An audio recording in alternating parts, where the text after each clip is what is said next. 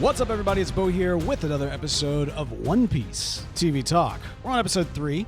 And you know how like last week, at the end of last week's episode, I was talking about how, it's sometimes when you lean into the goofiness of a thing, you can actually tell really, emotionally touching stories. And my goodness, we got that here with the exploration of kind of a tale of the boy who cried wolf, right? Except here, it's the guy who cried pirates. He's best friends with this kind of sickly Alice in Wonderland who's kind of trapped in Wonderland that is being ruled by a Cheshire cat of sorts. Except that that cat, of course, is a pirate because, as we've talked about before, they're all pirates. Also, in this episode, we got a chance to see that, okay, I get that this universe benefits from not asking too many questions, right? Like, I think I'm picking up on that. And then at the same time, I do kind of wish I had a little bit more, just a little bit more of a better understanding. For example, right? Like, okay, Luffy and the clown pirate, we know that they ate the demon fruit, and so they have these kind of special abilities, right? Well, then we see cat pirate guy, butler guy, cat pirate butler, Cats, the musical Cats. Cats the pirate. We see that he has this kind of power of shifting around. Is the idea that he too also ate a demon fruit? And then also, we also find out that Clown Pirate isn't the biggest bad there is. There's always a bigger bad.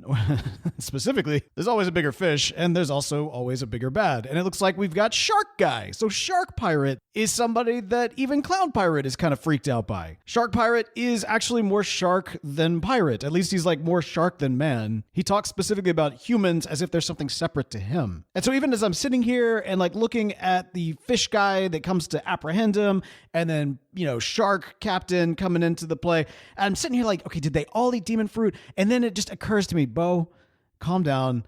You're not supposed to ask questions. You're just supposed to go with it. Plus, if you think about like comic book universes, this is clearly supposed to be taking a large inspiration from. Not everybody gets their power from the same source, right? It's not Star Wars. Like one dude's an alien, one guy's a mutant, and one person has a magic weapon, and this one ate a magic fruit, and that one over there got bit by a radioactive spider, and the other one's blasted with gamma radiation from Planet X. I mean, we could take time to explain all of the origin stories here, or we could just look at all the fun characters with all their amazing powers and go with it and focus more on the story as opposed to the origins. I'm really saying this to tell myself this so I can just kind of get over it and not wonder like constantly who ate a demon fruit and who didn't. It doesn't seem to matter. And that's fine. It creates a lot of great challenges and kind of those superheroic elements into this world, which to some extent makes Luffy less special, the fact that he has these special abilities that everybody's kind of like reacting to, but puts it more into context, right? Like it's not that he has special abilities, it's just that the special abilities he has are unique to him. I don't know. This is just how I'm kind of,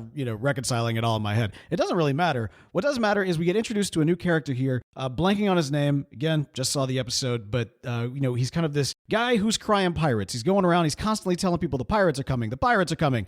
But then the pirates never come. Ironically, this time the pirates do come. But it's our friends, and they're all coming into town looking for a ship. Luffy decides he wants to be the greatest pirate of all time, so he's going to need the goat of ships, and he finds a ship with a literal goat in front of it. Not only that, but the dude calling pirates is the son of one of the pirates that helped raise him. Which kind of, has a lot of probably mixed emotions tied with that. On the one hand, it's like, oh, snap, you knew my dad? And then on the other hand, it's like, oh, snap, my dad raised you? Why he raise you and not me when he was supposed to come get me? He's not telling people the pirates are coming because he's trying to draw up fear or make them freak out. It's because he's longing for his dad to come home and be with him because his mom's dying. And then that's, juxtaposed with this girl that he's somehow connecting with this emotional thing of his mom dying and then his best friend's dying. But then his best friend is kind of, he wants to be more than a friend, which is a whole nother thing. He's telling her all these fantastic stories for these fantastic adventures when all along he's just going around scrubbing up ships. But it's making her happy. And despite all of these tragic things happening to her, in the midst of this kind of like grand over the top, abundance of wealth and decadence, she's literally dying in sorrow. So having some folks like the crew come in and inject some liveliness to it, some fun, some happiness, especially in the midst of, cat pirate guy trying to poison her and take her shipyard, it's the perfect timing.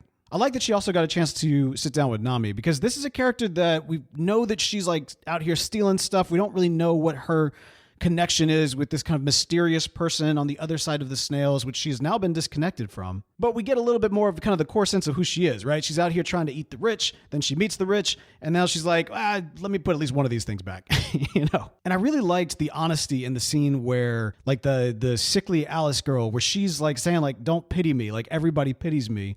And, Nami's like, you know what? I won't. I know that for many people who have been through a lot of hardships, especially through long illnesses, that can be such a, frustrating thing. Even for people who have lost folks, where sometimes you almost want to just go somewhere else where people don't know what your history is, or people don't want to know what you've suffered or what you have currently suffering, just so they can treat you normal. So you don't look at their face and see their concern and it constantly reminds you of how terrible things are. There was a lot of honesty in that scene. I thought it was beautiful. Now, I've hesitated to make the connection in the previous 2 episodes just because I wanted to kind of get more of a sense of who her character is.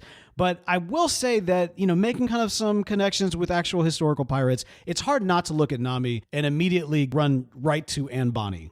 Anne Bonny, of course, actual pirate from history. She was in this abusive marriage. She finds this guy named Jack. They kind of hit it off. They decide they want to run away together. They do. Jack used to be a pirate. They go off, form their own pirate crew. And interestingly enough, their Jolly Roger, something that is referenced heavily in this episode, would go on to become the most famous Jolly Roger of all time, which is the skull and the crossed swords underneath it. Anne is extremely iconic. She's this beautiful femme fatale, red-haired pirate. 9 times out of 10, if somebody is drawing or conceptually coming up with a fictional female pirate, they're gonna go to the well of Anne Bonny just because of kind of that classic look. There were more female pirates than just Anne Bonny, but she is by far the one that everybody draws from that initial inspiration. So as we have kind of our main female pirate on, the team here, it's no wonder that they're going to be drawing some inspiration. And that being said, other than the red hair and obviously a very attractive actress, there's just not a whole lot that we've seen yet with her backstory that connects with Anne Bonny, which is why I haven't yet really drawn from that for the podcast. Now, that being said, talk a lot about Anne Bonny in our Calico Jack episode that for my kind of review of Pirates series that's on our Eversail channel. Link in the description for this podcast if you want to learn more about that. Pink hair dude is really rising up the ranks in the Marines. It's clear that there's this, I don't know, the captain or the chief, whatever his name is, he's really got an eye for this kid and he really wants him to advance into whatever the next level of Marines are. Maybe he sees him as the next successor, or maybe there's even something more nefarious that we don't even know about yet. Regardless, he makes him kind of the head of the cadets and sends him off to go and find the Straw Hat Pirates, which we know now are off, captured, and thrown down the well in Wonderland. But I love the scene at the very tail end where dude who cries pirates, gotta learn his name.